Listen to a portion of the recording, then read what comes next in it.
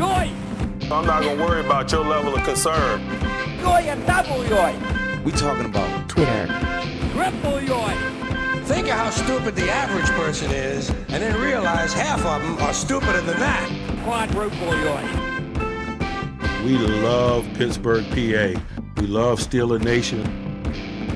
This is a product of your journey, and your journey's not over yet. Woo! We're not urinating on the fire, man.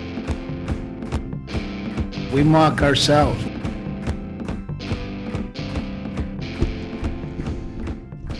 There's probably not just three, but there's at least three words that I hate after a game like this, or maybe just any game, maybe every game. Okay. It's words, and these pop up every time. It's like lazy, or embarrassing, or disaster, and that's before the final whistle. Lazy. This guy, lazy, like me sitting here on my phone on my couch is less lazy than whatever you're seeing on the football field, Certainly. Or embarrassing. It's just so embarrassing, it's just like there's not, like, these games aren't 60-minute games, and that leads you can have a lead, you can not have a lead, you can you can make mistakes, or sometimes you can take advantage of mistakes, or disaster, like a 3-0 start, but then one game, a 3-1 start is a disaster, but I just, those are the things that make me want to turn in my towel, or just to become an underground, just a secret fan, like just to huddle at the bar without my jersey on or something. Well, this is how you lived before this podcast, right? I mean, that was you. We were the underground fans. This was. We stayed in our lane and did not engage with the greater filth. Is it greater filth? It's certainly it's like the rims on my wheels, that kind of, like, man, it's not coming off with just an easy rub. Steelers Nation, fourth least positive fan base. They haven't updated that in years, but I'm not sure they have to. No, we know the truth. We know the truth. This is when we are the truth seekers. I don't. I probably more seekers than sayers, since we're finding untruths as opposed to saying actual truths. But I think either one works here. It's what Jin's talking about. The conversation about the Steelers conversation, and the conversation is lazy, embarrassing, and disastrous. It's definitely embarrassing. I don't know. I wish it was lazier.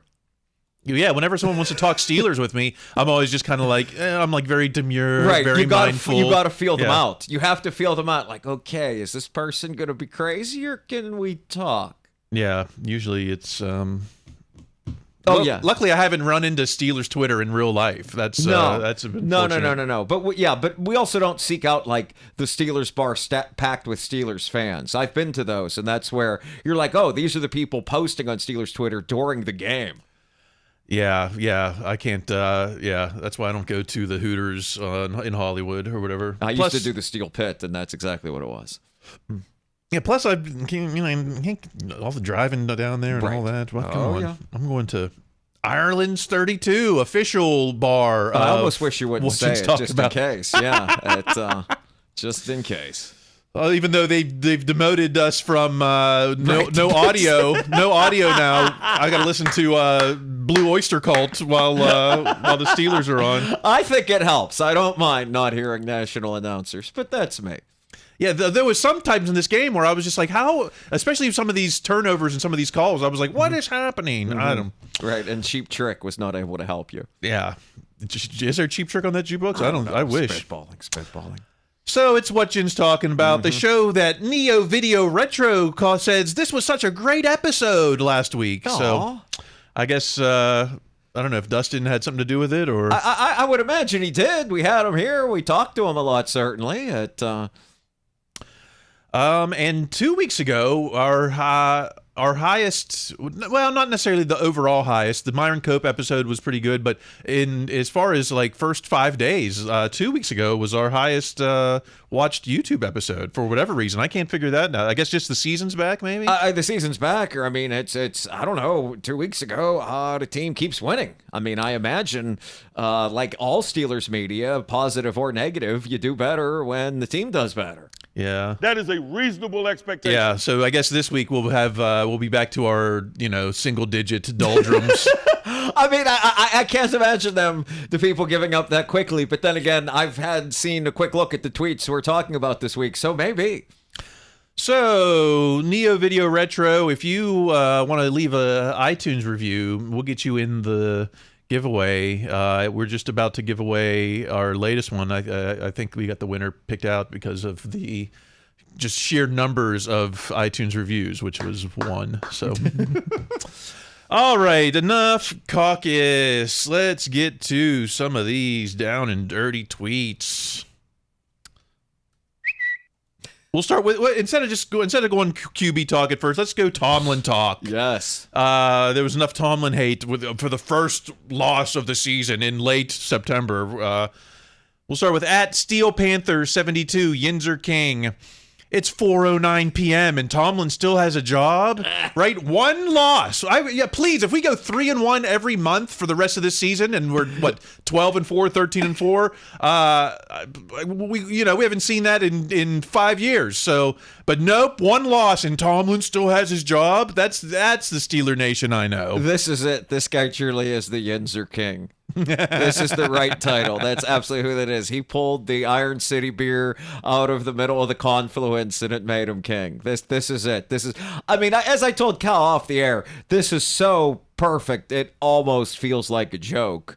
But I've learned enough now during my time doing this podcast. It's almost inevitably not a joke. Yeah, I'm sure. These people wanted Tomlin's job as he got an extension in the offseason. So, of course, the first loss. And I think they wanted him fired after the Broncos win. Yeah, right. Oh, we have 1 touchdown in 2 games. Fire Tomlin, 2-0.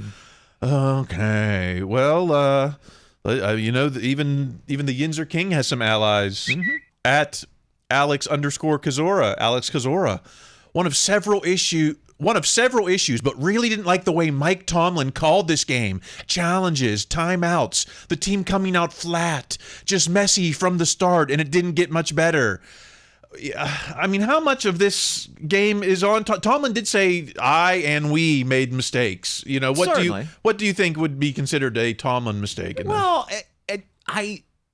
We talk a lot on here about, well, first off, it's okay to criticize Tomlin and still believe he's the coach and believe that he makes mistakes and that he can make the wrong decision. That's being a smart fan too. We talk a lot about it here about how the players play and the coaches can only do but so much, and inevitably it is the players that do have to decide this. I do think there is something to this coach seemingly does a really good job against Tomlin. I mean, it's 3 straight games where he's looked really good, and that's been across many different players. So I don't know about the thing that necessarily one guy has another guy's number, but Stricken? I have no idea how you say this coach's name, but he's a really smart guy that had a good plan, that absolutely had his guys ready to go. Certainly, Tomlin maybe should have challenged this, maybe he should have challenged that. It's never good to start 17-0, but the other guys are on scholarship, and they did a very, very good job from the coach on down. Yeah, they came out and they were running no huddle, they were rapid pace or whatever you want to call it. They were coming out fast. They had us on our heels, apparently. It's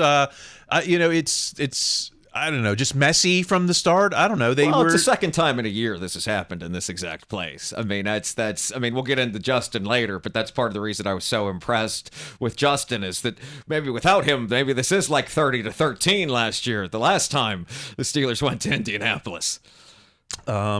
Well, let's see what we can blame on Tomlin. We've got the at Michael Beck 56. Michael Beck. Steelers mistake recap. All right, you tell me which of these is on Tomlin and compared to the players. Missed pick on first snap. No, the Porter one where he could have had it. No, that's not on Tomlin. Patrick Queen couldn't recover a fumble. Is that even a mistake? That's just something that happens. Yeah, I mean, that's a weirdly bouncing ball. That one, that would have been a great bounce, but no, that you can't blame that on Tomlin.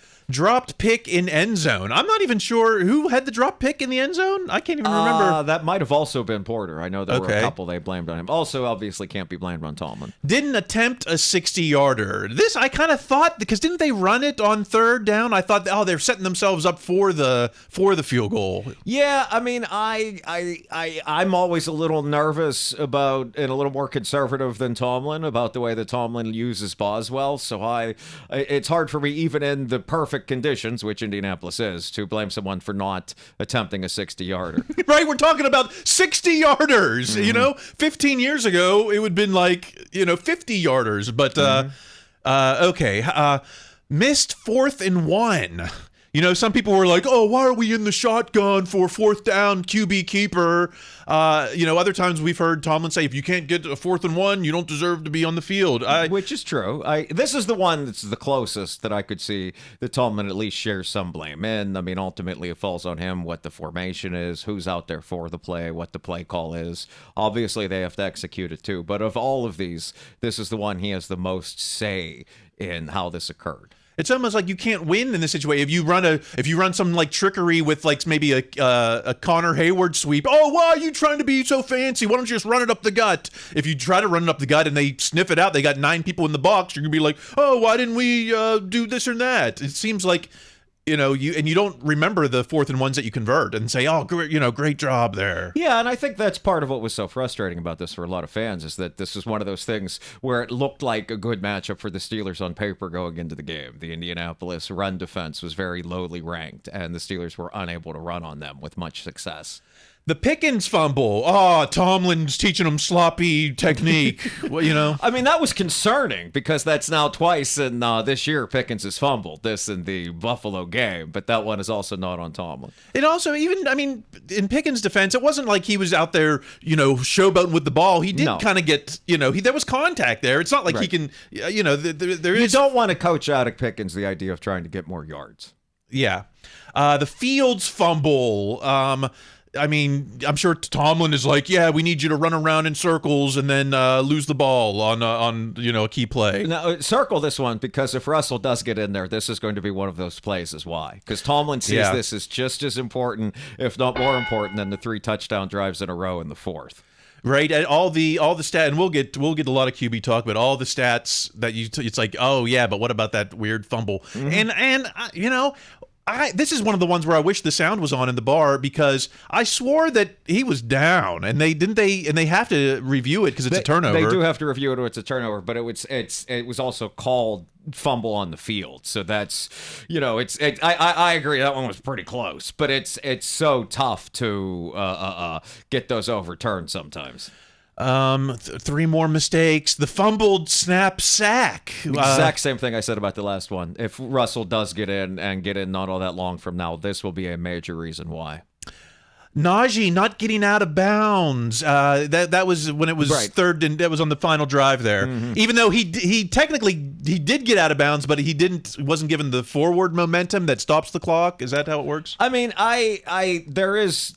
A lot of people have criticism of how much Tomlin uses Najee versus the other running backs who seem to be more successful. But frankly, that criticism is evaporated in this game since Najee was the only one that was even remotely healthy versus the practice squad. Arthur Shamklin? I find it hard to say that, although I imagine I'll be saying that quite a bit come Sunday night. Arthur Shamklin, I think that's one of the villains in the new Penguin series on HBO, right? Oh, it's Oz versus Arthur Shamklin, the runner.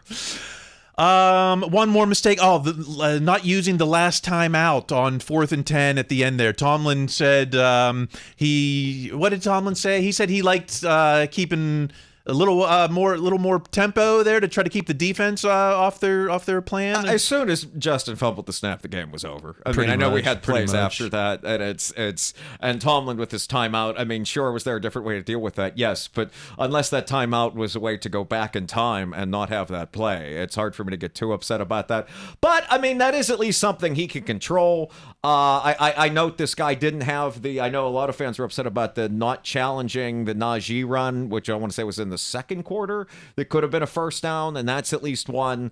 But also there is a committee on that, even though Tomlin has the final say. So I want to go out of 12 things here. I had to add one, and I got to maybe 1.5, 2. So that's not and also a lot of these things, the interception, the guy was in the right place. I mean, that's to the extent that Tomlin could call the right play they did.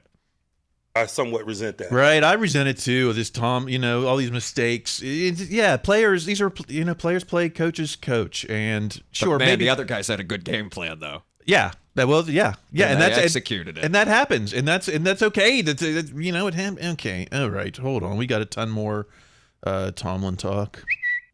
At K. Pellegrinis, Costas Pellegrinis. What I mean is that, yes, Steelers have played horribly in all phases, but we also see that luck is crucial in games. Forcing a fumble, but Indianapolis recovers. Pickens fumbles the ball. Porter Jr. could have had 1 or 2 interceptions. Was all the luck against us? Everything that nothing went our way in this game. At all. Penalties, there's going to be nothing. Games where that happens, and some of the luck did go the Steelers' way on some of the penalties. Perhaps I'm too used to the era of Ben, but anytime the Steelers get a roughing the passer penalty, I always feel like it's some kind of break because I'm simply not used to it occurring. Although Justin does seem to get them a lot more often than the prior quarterbacks did. I always like that kind of tweet because that's what I used to do. It's very much the fan press conference after the game where you're explaining what happened. The other team was certainly luckier, but I mean, luck is going to favor the team that comes out and scores 17 unanswered points. You're exactly right. Yeah. I mean, if the story isn't that we came back from a 17-point deficit in the second half, it's that we lost. But even if it went to overtime, I mean, if it wasn't for that stupid fumble there, it would have been like, man, we came down, we drove, and I don't know. That would have been the narrative. That absolutely would have been the narrative, and that's and the fact that I'm so glad you fumbled. You looked at the fumble because again, that's people think like this is Justin's job to lose. Maybe it is, but it's stuff like that Tomlin sees as a very, very big deal, which is why the idea of Russ coming in is a lot bigger. The possibility of it is more likely than I think a lot of people think. Yeah. Okay. At Steele_tweets, Mike in Jersey. I don't know if this would really be a Tomlin loss. Do we even know if the Steelers are any good yet? But if anything, we settled, or we at least for 1 week settled the narrative. Oh, they're not scoring touchdowns. Well, heck, we scored 3 touchdowns or something. Oh yeah. Everything that we were complaining about in past weeks seemed to be for the offense, except for the victory there. Yeah, I mean. And of course, there were a lot more but I mean, with the more points came more turnovers as well, as we knew would happen because we said that all off season. That was I mean, that's how bad this loss affected this person. It actually made the prior wins into losses too. Did we score the points because we were behind? It didn't feel like we were. It wasn't like one of those Ben games where he threw 60 times or something. Right. It wasn't one where he threw 60 times, and it also wasn't one where like Fields just kept chucking up huge bombs. It wasn't like every pass was 40, 45 yards. This wasn't like if you folks remember the playoff loss to the Jaguars, where like Ben is finding Le'Veon 30 yards downfield on like 4th and 6 or something in the second quarter. Like it wasn't like that. So I mean, which also shows. I know there was a lot of criticism of how Arthur Smith called the game, and anytime you don't score the other guys score 17 points without you scoring any, there's going to be valid criticism of the offensive coordinator and what they're calling. But Arthur Smith never let it get to that point of, hey, we're just deep cuts, everybody. Yeah, we didn't give up on the running game. Right. We weren't. Yeah, it wasn't very effective, but they didn't give up on it. There wasn't 4. I mean, I don't know how many plays. There weren't 4 wideouts on the field, or I don't know the way Washington plays. I guess it doesn't matter. Although that was what a career highlight so far for him. That one run, that was amazing. That's the kind of thing. Once we saw him do that on that same field at the Combine, that we thought he'd be doing every week. That was very encouraging. There was a lot encouraging about this game, particularly on offense. Yeah. This is not so encouraging. At Spicoli _75, Christopher Spicoli. Sunday's loss to the Colts was Mike Tomlin's 51st loss to a 500 or lower team, an NFL record. Now, at first I was like, well, this is what happens when you play in the league 18 years. You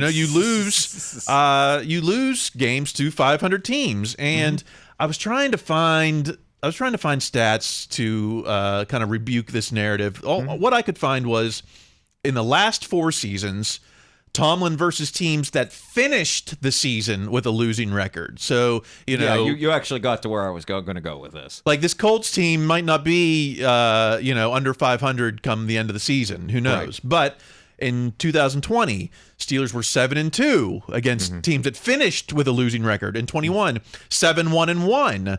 In 22, 7-3. And 23, 2-2. So, teams that end the season with below 500, the narrative is not that Tomlin is this epic, loser. Well, or loses to teams that are beneath the Steelers in record, and also to build on what you just said, which is valid, is that often the Steelers don't have the fastest start to a season, so you can lose to a team that has a 500 or lower record that's 0-1.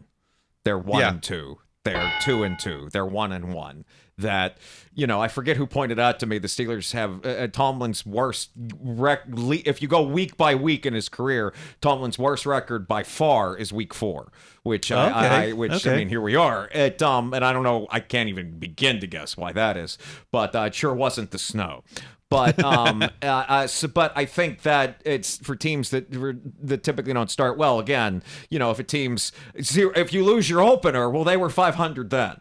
Like, it's your stats were far more intellectually rigorous, because again, you looked at it at the end of the season versus where they were then. I mean, yes, it matters who you play, and yes, it matters when you play them. But if you're going to do this thing to say it's the NFL record, then okay, you kind of got to look at how things fell out in the end too. Yeah, NFL record for most losses to under 500 teams. Yeah, but also top 10 all-time winning record. You can't deny that. So, okay. Well, let's get to epic Tomlin hater at Pittsburgh Sport. Steelers takeaways. I really think the past few playoff losses and the turnovers in those games have burned Tomlin. He has become so risk-averse. He's playing not to lose instead of to win. That rarely works long-term. And I also think it ends up demoralizing your players. They don't know when to trust you. Our players were so demoralized this past week after starting 3-0 that, Tomlin's game plan has them just, everyone's requesting trades. And when has ever a guy been demoralized? This is an incredible tweet. I mean, let's just follow this. First, he reads Tomlin's mind. Yeah. And then he does such a good job at that, he reads the entire roster's minds. They're so demoralized. That's each of them. This is grade A tweeting. If we hadn't already crowned him, this might be the Yinzer King. Yeah. Do not tease me. Right. It's just bogus. It's like, and you can tell, I just know because I see him every day, and it's always like, Tomlin's message is stale, blah, blah, blah. And you can't back that up with the evidence. Like Russ Wilson, Justin Fields coming to Pittsburgh because of Tomlin. Number of players, Patrick Queen. It's demoralizing. Deshaun Elliott, I mean, him pointing at the logo at the press conference is one of my favorite pictures. And also, I don't know if we had time to address it. I forget if it was this week or last week, but when Fields was on Cam Hayward's podcast, and Fields, who again seems like a very stoic guy, they're like, what's the coaching like? He's like, night and day. It's completely different than Chicago. Like, he couldn't have been more forceful. Now that's a particularly bad situation. The point is not to be better than bad, but better than good. But still, this is an epically ridiculous tweet. He's a black and gold type of a guy. Tomlin is a black and gold. Don't make perfect the enemy of good, right? I think I heard that I watched what's that new the new movie by the guy who played Professor X, A Quiet Place? Is that what it's called? No, not A Quiet Place. That's something different. Yeah, that's something very different. Well, that's some scary movie where the dude who was in Split and Professor X and the X-Men. Oh, Speak No Evil. Speak No Evil. Okay. Yeah, I saw the original foreign version, which was far, far meaner. But no, I've heard he's incredible in James McAvoy. So, don't let perfect be the enemy of good. Right. Which I think is what Steeler fans expect. They expect perfect, and instead we get great. And we can't. Great isn't perfect. Great, no one remembers the Chuck Knowles losses, on any of those Super Bowl teams. Okay, one more. Well, we kind of already had touched on this. Yeah, we touched on this. This guy's pretty smart. At Steelers_DB, Derek. Shane Steichen offenses versus Pittsburgh. Okay. 2022 in Philly, 35 points, 401 yards. 2023 Indy, 30 points, 372 yards. 2024 Indy, 27 points, 358 yards. This guy, the Indy coach, has got our number. You know, pretty good coach. He did a very fine job at. That's really impressive stuff. They play too. The other players play too. Oh yeah, but I think this is why it's okay to think Tomlin is the coach. Tomlin is the right guy for this team, and Tomlin got out coached. The other guys did a better job. Let's talk defense. We really spend a lot of time on defense, but hey, the haters were out in force. At Lil_Hoagie, Michael Hogan, best defense in the league loses this game for us. Now, certainly in the first quarter, down 17. But, then after that, they went to about 30 minutes without giving up a score. Then they did again in the fourth. Right. Again, it's like, Flacco, where was that Flacco when he was with the Jets when we needed them to win to get us? Right, that was weird. Yeah, and they got the weird offensive pass interference that pulled him down. This was the first game where the defense did not play its part of the complementary football. This was where the defense, the defense didn't really do. I don't know if the defense necessarily lost the game just because of what you said about the 30 points. The 30 minutes in the middle where they didn't give up points. And also, it's not like the offense ran down and answered that touchdown immediately. But I can very confidently say the defense did not put the team in the best position to win. Our expectations have become so high that when they don't get turnovers and they don't get and they sacks. haven't in weeks. That's I think another issue. I think that's something else that happened in this game, in the last two games, that's been a concern is the turnovers. Yeah, and the sacks. What happened there? Like that offensive line of it's good, but wow, they had a rookie center. You would think it would be ours for the taking. I think exactly what happened last year with the Texans or whatever. Well, some of those guys, but yeah, it was just but the offense kept this from being a blowout, like the last Colts game was, like the Texans games were, like that Eagles game was. Like, I think that's the encouraging part. The offense didn't let this become a blowout when the defense was on the verge of letting this become a blowout. Tomlin said they weren't blitzing Flacco because he would have just eaten that up. He would have seen it and eaten it up. But he was still... I was going to say, he ate up pretty well what they were doing. He was well fed. Fed Flacco. Well-fed Flacco. Is he ever going to get another win this season? We'll see. But if I've seen the rest of that division. I think that's not unlikely. Yeah, that's true. And then Big Ben hugging him up and everything. It's like, wow, you're way too cozy with this dude after he just whooped us, Well, but also, how many guys out there do you think Big Ben actually still really knows? Yeah, true. Flacco, he knows. Let's move on. No, we don't need to compare him to the 2010 right now. At Trey Day 79, Trey Essex. The number one issue today by far was our defense inability to get off the field on 3rd and long today versus a backup ancient QB who our coaching staff should be extremely familiar with. That was such a disappointment. 3rd down. Let's see. Well, we'll get to the 3rd downs in a minute, but we talk about ancient quarterbacks. Were we calling Ben? That wasn't the excuse when Ben was out there at 39 or something. No, also Ben, the offensive line wasn't protecting Ben as well as Flacco was protected in this game. I don't know if I would have used necessarily all this same language, but I don't see a lot to disagree with here. I do think that was the number one issue in the game. They didn't play too badly on 1st and 2nd down, but on 3rd down, Flacco and the team was pretty good. And, is it that we still don't have anyone to, I guess we're playing zone. It wasn't man. You can't play man with someone like, Terrell Edmonds. I think there's a lot of different things that went into place. Also, I think they missed Highsmith a lot more than other people thought was going to happen. Yeah. Mm-hmm. Definitely. No pressure. Not a ton of pressure, with both of them out. What were Flacco's 3rd down stats at Stats Guy Daniel Valente? All of Joe Flacco's third down completions went for a first down or touchdowns versus the Steelers. 6 for 8, 72 yards, 2 touchdowns, 6 first downs, 141.7 passing rating. That, I guess, is the next gen stat of the game. Yes. Maybe. Oh, yeah. No, I mean, that's the game. I mean, this is the stat that explains the game. He didn't get those numbers when he was throwing to Derek Mason and Todd Heap. No. I mean, this is an incredible performance, and they do have good receivers. But yeah, this is why the Colts won the game. Did a lot of other things go into it? Absolutely. But Flacco had, I want to say it's probably better than a lot of the games he played with the Browns last year. He had an incredible game, and the defense could not stop him when it most mattered.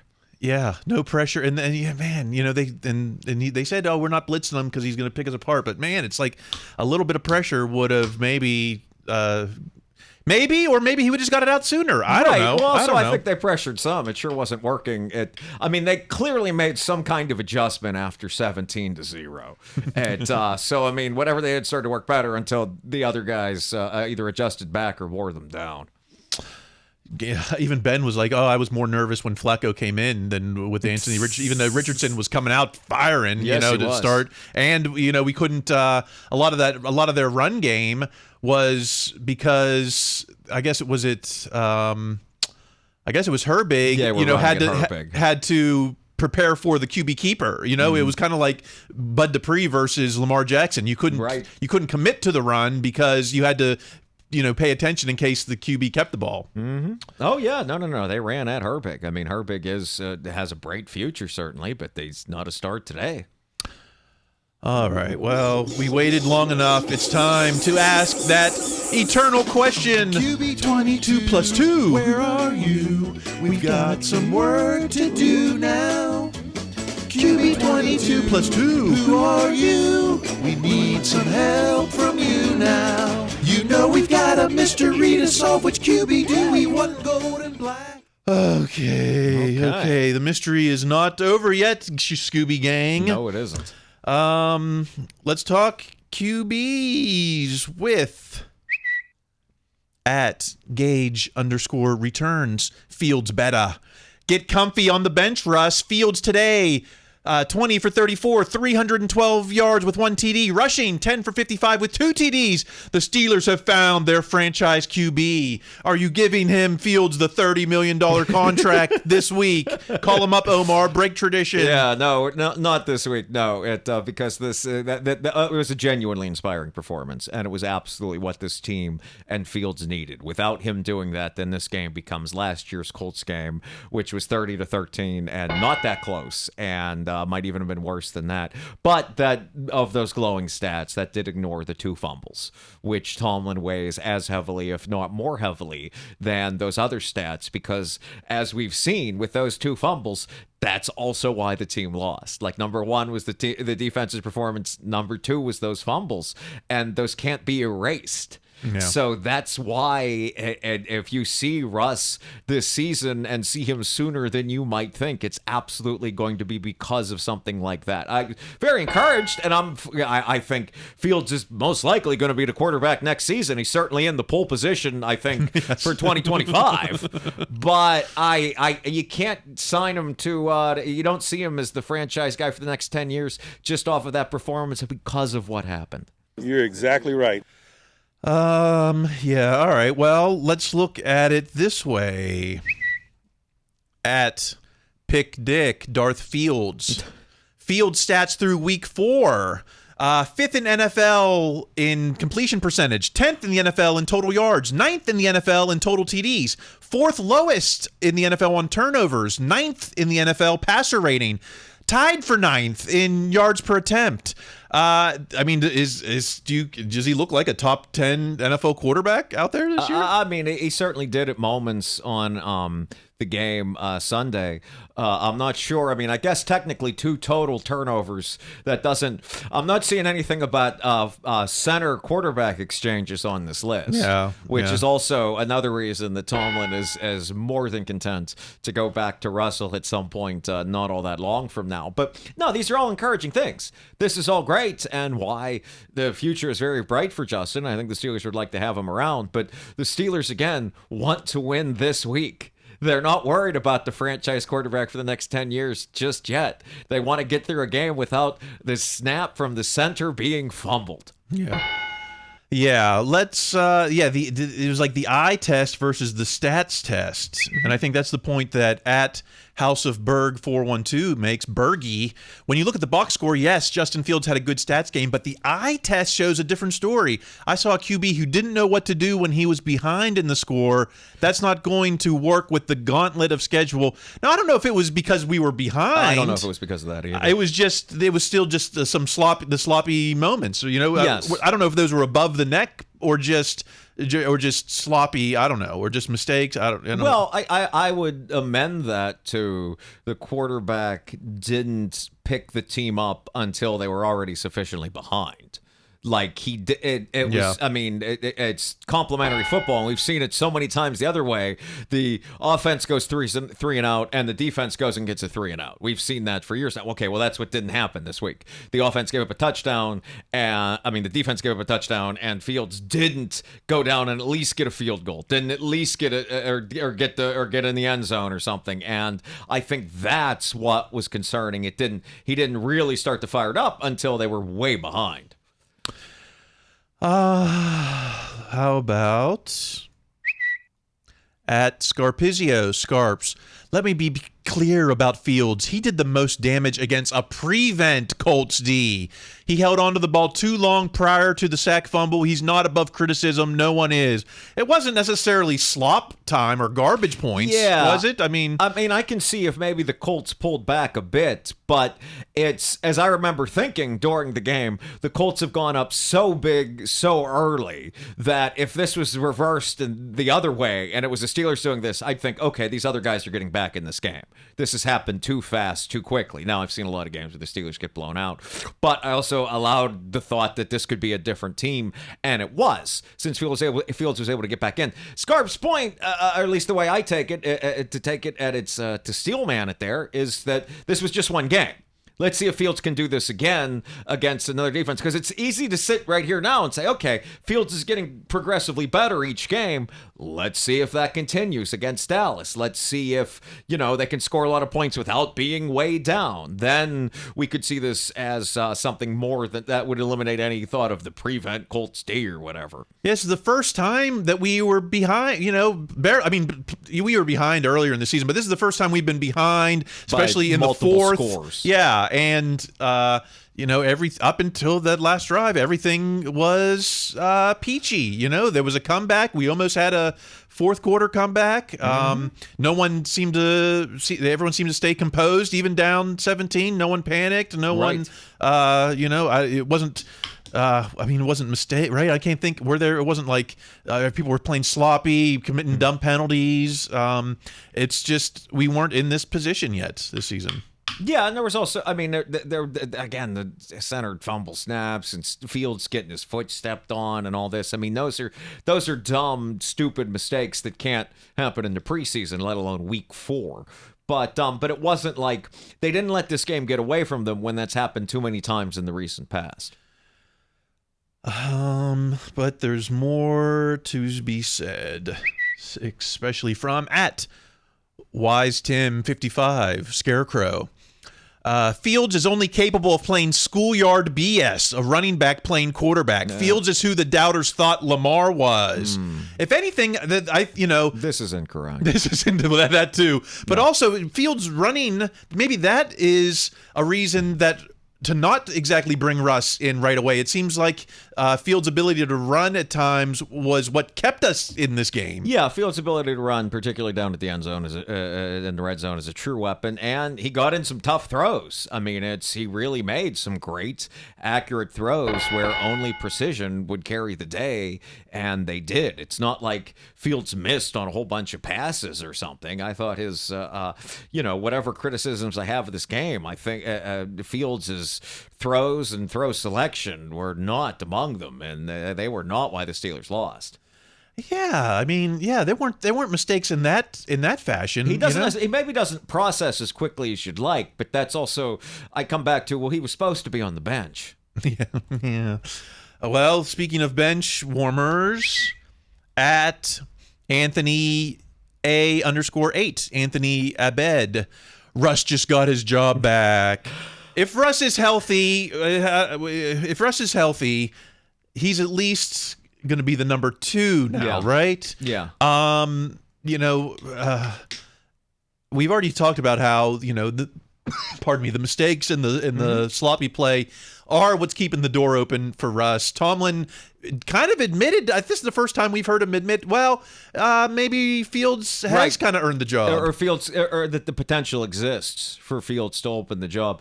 I think, again, just Wednesday morning, I saw Russell was still limited in practice. He's still not healthy. So Fields still does have, I think it would take a bit more than what we saw Sunday, but but Fields still left the door open for Russ to come in and take this job. It's not this idea that Fields is going to be the quarterback for every snap for the next decade is by no means set in stone yet. Why hasn't Russ been on IR? If it's 5 weeks now, we have the trainers. They're supposed to have the know-how that it's like, is this a day-to-day thing? Well, it's been 35 days. Yeah, the trainers are also ones that had him pushing that blocking sled or whatever, which is the whole reason we're in this mess. And there's been some criticism of the trainers too, but it is very weird. We've been lied to at every step about Russ's injury, which is fine. It's the coach is under no real obligation to tell you the truth about injuries. But we have been absolutely lied to at every single moment about this injury. They said, if it was the playoffs, Russ would have played or something. Yeah, that's what they said in Atlanta a month ago. So, we'll wait for the playoff. Is he? He's just waiting for this dramatic Him and return. Fautano are going to come out together on that first time division champs. I'll give the final word on QBs to @Amanda F. Godsey. Amanda Godsey.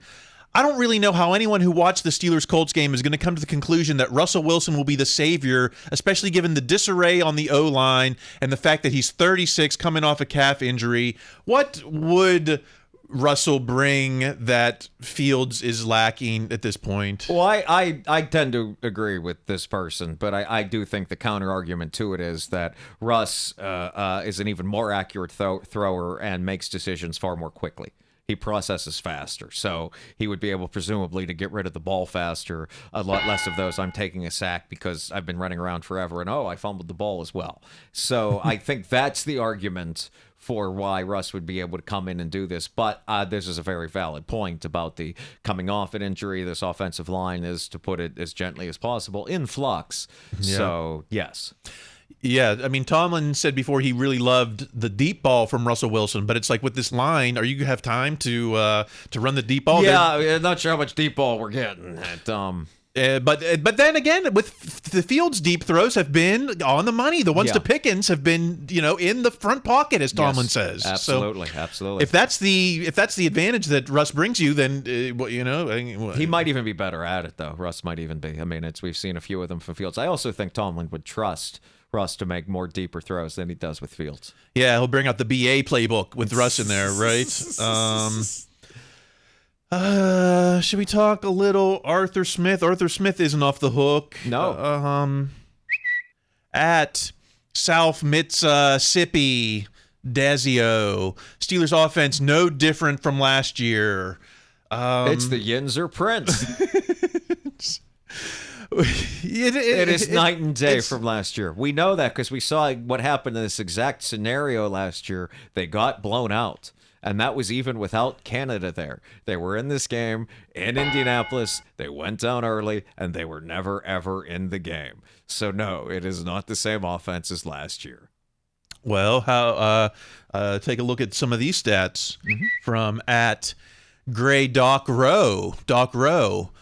A lot do what Pittsburgh, whatever, offense, past 5 years, first quarter's points scored, rank 2020 to 2024, 28th, 32nd, 23rd, 25th, 25th. So in that sense, it is kind of been the same Fiechner burger ball there.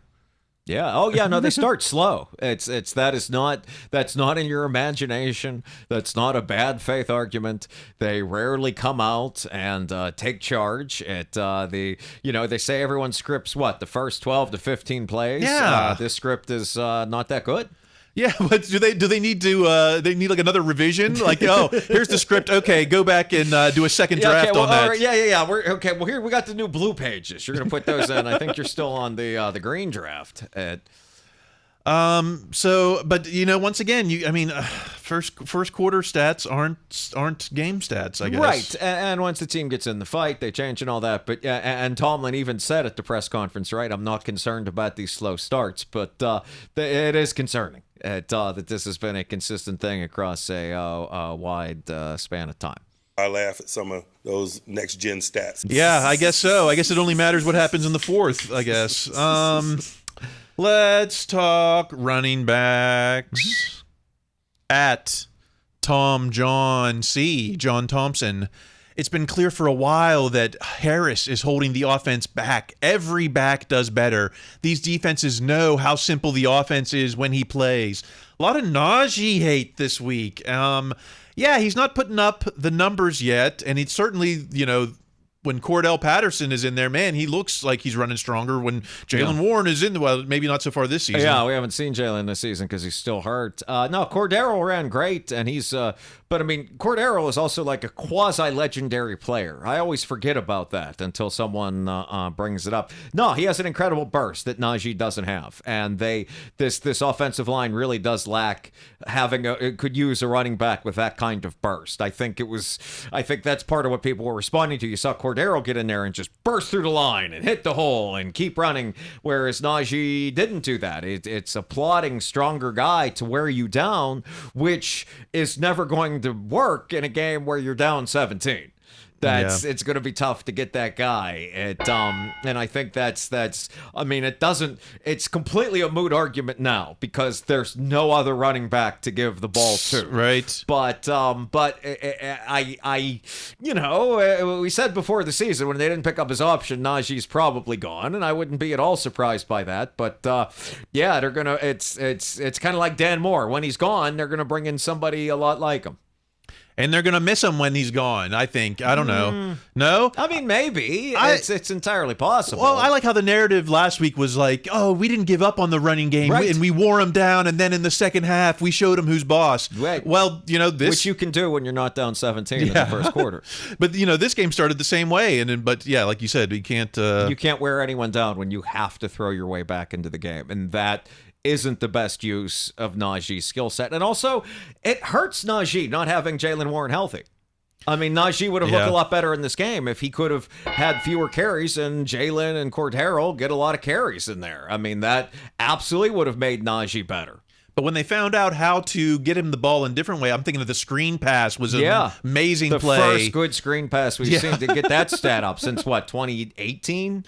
Yeah, 1918. Yeah, exactly. Yeah, since they ran it to James Conner. Yeah. So it's like, if they can get him the ball in different ways. And you know what? It's like, what happened to, his rookie year? He caught 60 passes or something? You beat me to it. I was going to bring that up too. Ben used him a lot in and it was a Canada play that actually worked a fair amount of the time. Like it'd be 3rd and 5 and you'd throw it to Najee, a 2-yard pass to Najee and he'd carry 2 guys for 3 yards and get the first down. A lot of people said that Najee's also playing hurt too, which I wouldn't at all be surprised by. He just happens to be less hurt than the other 2 guys. But yeah, it's again, all this Najee criticism's moot. He's definitely going to be the running back until those other guys come back, whenever that might be. It is a pebble in my shoe. A lot of pebbly shoes out there on the field. All right. Well, speaking of pebbles. Mm-hmm. Let's talk receivers or lack thereof. At Stats Guy Daniel Valente, Van Jefferson is on pace for 153 receiving yards this season. Steelers signed him with hopes of being their number 2. Yeah, anyone who wasn't named Muth or Pickens was not really contributing. Did Van even catch the ball? I think he did, but man. I think he had a catch too, and I think there were a couple to Austin. But yes, this is the thing we knew would be a problem that would hold this team back, has been a problem that has held this team back. This is why they were ready to give one of the bridges for Ayuk. This is why you're still updating Twitter right now to see if they've traded for Devontae Adams or someone else that's a good receiver on a bad team. Yes, this team absolutely needs another wide receiver. They always have. Is Fields even looking his way? Is that part of it? I mean, it's like if his first read is always going to be Pickens or then Muth, is it just, is that part of it? I don't know. If it is, it's hard for me to see this as a criticism of Fields, because it's not like what's held this team back from Fields on Fields' vantage point is like, oh, he's thrown a lot of incomplete passes. Like he's missed a lot of guys. I don't think that's really been an issue. No. So, I mean, I think if he looks to Van Jefferson, Van's probably covered. I mean. Well, he's not missing guys, but, right. Like as at D Wins games, Paul says just 11 catches after 4 games to wideouts not named George Pickens. You know, it's like. We talked about the defense is going to focus on Pickens, but maybe is it Fields focusing on Pickens? I mean, that makes sense. He's better than all the other wide receivers they have combined. I mean, that's kind of, so, I mean, it makes sense to feed him to it. But also, it's not like, they've had 3 guys on George and they've picked off the ball twice and once they ran it back. Like, it hasn't been an issue yet. I'm sure it's held the team back from scoring more points than they could or that you'd like them to, but it hasn't, doesn't seem like it in and of itself has lost a game yet, that they only have Pickens as a receiver. But yeah, this team needs another receiver. And could that receiver be at C_Smitty 331? C Smitty. Really not a good sign that Roman Wilson is a healthy scratch in a receiver room full of jabronis. Either he's not good or the team is just stupid, which could definitely be the case. Is he not good or is the team stupid? I think he's a rookie that's had no training whatsoever. I mean, it's because this person actually bumped up against something smart when they said either he's not good right now, which he isn't, because has had no practices, no preseason, no anything, and now you're expecting him to go out there and be the number 2 receiver on a team that's 3-1. I mean, it's entirely possible he doesn't play till much later on, because there's so much he still has to learn and soak in that I'd be surprised if he has more than a very tiny impact in the near future here. And why didn't he pick him up with a bat? Where's he going to be on the field? Is he in the slot? That seems to be Calvin Austin. What are they going to run? 4 wideouts? That doesn't seem to be Arthur Smith's MO. And that's also not the best use of the resources they have. Whatever resources those are. Well, but just in terms of all the tight ends and all I'd rather have. I mean, I at this point, I'd almost rather have another Darnell Washington than Van Jefferson. If nothing else, Darnell's going to block. Yeah, the way that he can move out there now, it's like we got the fast guy in Austin, and then we got Pickens, and then let's get Darnell Washington. Right. I mean, it's 2 tight ends all the time. That's. This team badly needs another receiver. Okay, well, from your words to at Adam Schefter's ears, ESPN sources, Raiders have informed other teams they would consider trading Devontae Adams for a package that would include a 2nd-round pick and additional compensation. I think someone else said the Steelers were in the initial preliminary conference. They have an idea of a plan, concepts of a plan for Devontae Adams. A phone call has been considered or whatever. Yes. I mean, that's fine. I don't think any of this stuff's going to happen until, the trade deadline. I mean, again, the Raiders just beat the Browns. They're sitting there. They beat the Ravens in Baltimore. They're 2-2. I mean, it's, the Panthers' loss was, sure, depressing for the Raiders, but it also sure looks like the Panthers are a different team when the Red Rifle's out there. Yeah. You kidding me? DJ has been putting me racking up points for my fantasy squads. Exactly. DJ has totally turned this around now that he has someone to throw to him. And he's already said he's out after the end of the season. Oh, I'm sure. Why would you stick with that? My word.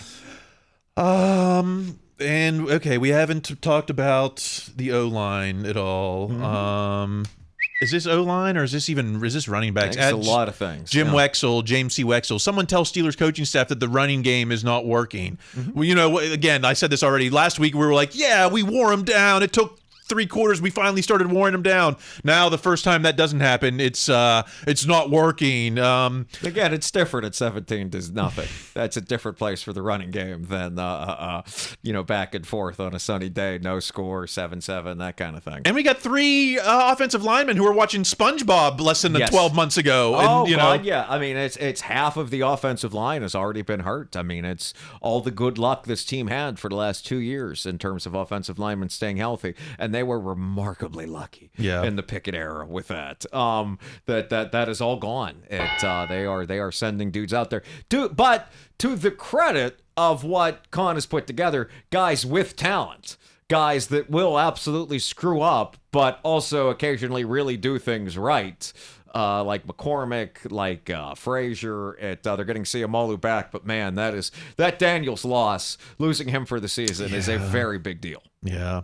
He didn't urinate down his leg, man. That's a great place to begin. Yeah, but they really got to go bad. Like if this team really does go bad for this team. Like that is going to be more of a reason why than the defense had an off game where the other guys had a better plan and executed it better. It's not going to be because Fields fumbled too many times or something like that. Like should this team really fail, it's going to be because of the offensive line. We got some full bladders on the offensive line, and we're basically one more injury away from then I'll use disaster. I don't know. It's very much nearing disaster status with the offensive line. I think that's a fair assessment. But is it so disastrous that at Savage Nomad 01 Smitty, Pat Meyer needs to be fired because he's just as bad as Canada? He wasn't good in Carolina. Why would you bring him here and keep him this long? Is Meyer on the hot seat? No. I mean, I don't even know how to judge that, really. Because Fautanu immediately went in and was going to be a starter and start for a long time before he had the injury. Absolutely. I mean, if you're going to be upset about the way that Broderick Jones has played and blame that on Meyer, then you absolutely have to give Meyer credit for Frazier too. I mean, or even having Spencer Anderson in the way that he can remotely play. The same with McCormick. I mean, the fact that, Meyer hasn't gotten all of these guys to their best yet, but Jones himself hasn't tanked the game. He gave up at least one bad sack this past week. But no, Meyer's done a good job. I want to say perfect, but a good job with what he's been dealing with a lot of fires this season. That is a reasonable expectation. Yeah, I mean, he certainly, not with one loss. Am I ready to, call up Mike Munchak again? Who has a job, right, with the Rams? I forget where Munchak is. Or somewhere. Yeah, it was all that stuff. Oh, I need to be by my daughter. Well, we're kind of tired of that too, maybe. At Pitt Fan Pen. RP. It needs to be said, Broderick Jones is worse than Dan Moore ever was. Careful watching. Keep Dan Moore's name out your mouth. He's playing pretty well. Yeah, Dan Moore. And moreover, Dan Moore is a leader for this team. Dan Moore speaks up in the locker room. Dan Moore is when he signs somewhere else for a lot of money, they are going to need someone to step up as a leader, which Broderick wants to do. I'd have to see the stats to say that's the case. I mean, Broderick's just so much more talented than Dan, but not I guess the technical aspects of it. But no, it's a triage unit. Like it's with so many injuries, all these arguments about who is good and who is bad kind of become moot. The fact that he is just there. And there's not really any other options. And right. This is where we are, and this is it's a war of attrition, and we are attriting. That's not a word. But no, what I mean. We're full of attriting. Yeah. At Trent Ging 15, Trent Ging. This is a bad look. Broderick Jones fighting with fans online means the attacks are getting to him. I hope someone talks to him and starts rebuilding his confidence. He's too talented for this. Wondering if the work ethic is an issue as reported. This is a bad look. No, it's a bad look for the fans. Again, we saw this with Kevin Dotson and Kendrick Green. Of course, Matt Canada. Fans think they can just, talk all that trash online and then be like, oh, he responded to me, and man, what a bad look on that player for actually defending themselves online. I like Broderick Jones going in after some of these fans. I mean, I wish he'd deleted Twitter, period. Yeah, that's always the right advice. I I was actually kind of on board with this till that last part about the work ethic being an issue was reported. That wasn't reported. That was people running their mouths. I mean, I can't imagine how I would personally deal with the amount of criticism that these players take on Twitter after a game, after a loss. I would not be able to deal with it even as well as Broderick Jones did. Again, I don't think it's worth it to yell at these people because all you do, it's like throwing chum to the Sharks. But I certainly get wanting to stand up for yourself too. So yeah, like I said, I just wish, as with everyone else, I wish I'd delete Twitter, period. But it's not like, I'm probably skeptical that he's out there searching his name. But, you got friends and you got your crew who are probably texting you, man, look at these jabronis, like, talking trash. And it's like, oh, man, you give your work all a week to get ready for the game and these fans are talking trash. I'm sure people are texting him just like, you see anything just like the good. You see something good and you want to text your friend, yeah, this or that. I'm sure it happens with the bad, too. Sure, absolutely, yes. I think that's absolutely right. I think that's probably what happened here. I mean, this all happened Sunday night. It was on the more or less the flight back from Indianapolis, right? I mean, it's a little disconcerting. It happened after like the first loss. I mean, but as long as it doesn't become like a trend thing where it does this all the time, I can certainly see blowing off steam. Sure. Typical Steeler Nation 409. Tomlin's fired. Broderick Jones is a bum. Pat Meyer needs to go. It's like, give me a break. If just we would have one loss, yeah, we were 2 plays away from winning that game. With a bad play and a hypothetical winning play away from this being the most awesome story ever. Okay, well, geesh, we're already at an hour. Let's see if we can get the band. Oh, the band is on the field. Renegade opportunity. We'll see if first prime time, Dallas and it's Steelers? not the first prime time, but it's the first Sunday night. I mean, the game. Remember where they pick off Romo? I want to say that was a 4:00 start. Yeah, I think that so. wasn't 8 p.m. Deshae, the Deshae game. Yeah, and it was the 4:00, the one where Ben fakes the snap, but then what was it? Ezekiel runs like 60 yards with like 40 seconds left to absolutely and one of the worst Steelers home losses in many years. Yeah, I remember that. Yeah. Okay. So but those are the 4:00 starts, and I had to reason that out to get there. Yeah.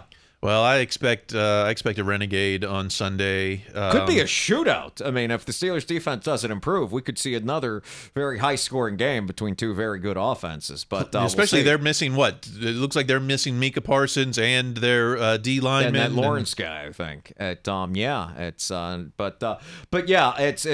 if anything, but I mean, look, all the stats said the Steelers were going to do very well on Sunday, and that did not occur. So we're still way too early in the season to look at who has is high ranked for this and who isn't.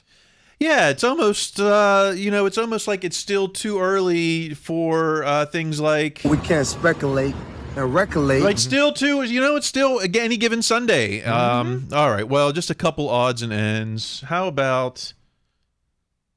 I hate to play this game, but at Mic'd Up Sports 1, Mike Nicastro, blaming the refs for a potential loss is not acceptable. This is squarely on the Steelers. Okay, yeah, part 2, this is squarely on the Steelers, sure, but man, I think of the Minka call that, it's like, oh yeah, Sterator said it was wrong. Tomlin called up New York, and apparently Goodell said it was wrong. It's hard to say that. You can't define the game on that play. Or I'm thinking of some of the people who thought that TJ was being held. Yeah. I mean, the Colts got some penalties too. I mean, anytime roughing the passer is called, I'm always going to be a little skeptical of that. And the Steelers certainly got at least one, if not more, of those calls in the game. The Steelers have gotten some penalties, particularly when they're on offense, that have continued drives on third down. In a close game like this, where anything can swing it one way for the other, I also don't agree with blaming the refs for this. Okay, all right, but I'm not buying any ref jerseys yet. There you go. That's probably a good idea. Okay, last thing. Wait, where's the? Nope, sorry. Last thing. At Ocho Cinco, Chad Johnson. I'm fighting James Harrison in an exhibition MMA format 3-round bout in New Orleans before the Super Bowl. I'm so excited. I thought this was a joke, but then James Harrison seemed to be with it too. I can't imagine. I mean, Ocho Cinco might still be in shape, but to fight MMA against James Harrison? Right, a man who, as we know, is still in shape. And also, I know Harrison took this seriously because his response tweet I saw was, it's 5 rounds. 5 rounds? Like 5 rounds. Ocho Cinco can't be in 5-round kind of shape. No, I mean, no. I mean, it's something my father told me many years ago. If you want to know if you're a fighter, simply hold your hands up for 3 minutes. Just do that. And much less dance around to try to hit a man and not get hit. Much less a man who might be more tank than human being at this point in terms of James Harrison. I mean, I hope this is a joke. I hope it doesn't actually happen, but I can feel a tightness in my chest already talking about it. Maybe there'll be an undercard. We'll get Lev Bell versus or Ray him Lewis and or something. AB, or like a tag team against someone else. Can you tag team in the UFC? I doubt it, but we could give it a shot. Against Devontae Perfect, and if TJ Hushmanzada comes out of coaching wide receivers or whatever he's doing. That could get better ratings than the well, maybe not the Super Bowl itself, but the Super Bowl halftime. The Pro Bowl. Pro Bowl, yeah. Mm-hmm. Ocho versus James Harrison. I wouldn't. Ocho and who? I think you need 2-on-1. Yeah. I mean, we already used TJ. I don't know who was the guy, the West Virginia guy that went to the Bengals and was also nuts. Not the one from Tennessee, but the other guy at Chris something, the receiver. His name Chris Harris. I forget what his name was. I can't remember. Okay. I don't know. There were a lot of them. Well, looking forward to that. That's another reason to circle the Super Bowl on your calendar. That's what we've been talking about. I suppose so. All right, went super long. No music this week. No reason except just going long on a week where we lost. Maybe we can make these shorter on lost weeks. Yes. I don't know. Yes. But this week, Sunday night, it hasn't been more excited since we were 3-0 than we were 3-1. Yes, and also, I mean, look, bottom line, you told me a month ago this team would be 3-1 after the first month. Of course, I'd take it. Take it all day, every Yes. day, eating chicken. 3-1, then we'll go 6-2, then we'll go 9-3, and then 12-4, and then we'll see what happens in week 17. Yeah, or who whatever. can say? Okay, the conversation will keep going online. I'm at TikTok and on Twitter, and I'm thinking about maybe a Slack. Would you be down for a Slack with just our fans? We can talk about things? Sure. I mean, I don't know if that would be a Slack or a Twitch, but either way, yeah. Maybe a Slack room, and that way, just our fans, we can talk, and I can not have to put up with all the... I was going to say, and if you want to point out the terrible tweets as opposed to poor Kyle having to find them, that's the place for you to do it, the dear listener. Okay, so maybe I'll start a Slack room. Maybe I'll put it in the show notes and see if anyone wants to sign up, and maybe I'll let that be, the deciding factor. It seems like we're on a little uptick on the listens, so I appreciate everyone. Yes. Remember, get those iTunes reviews, and then we'll get you in the running for our giveaway. We've got lots like the Myron Cope book, the Dick LeBeau book, the Tom Wilson book, Levon Kirkland's kids books. I think I still have that Roy Blunt's book on the 73 season. So lots to give away. Write a review on iTunes. Follow, subscribe on YouTube. Talk to us on social media. Greg, you're on social media. Unfortunately, I am at Greg Benevent, B as in boy, E-N-E, V as in Victor, E-N-T on Instagram. Until next week, after the Cowboys' legendary Cowboys-Steelers matchup. We'll be back next week. Same Yin's channel, same Yin's time. Yes. Until then, keep listening to your coach. Be their best selves. That's going to be required. Stay in school.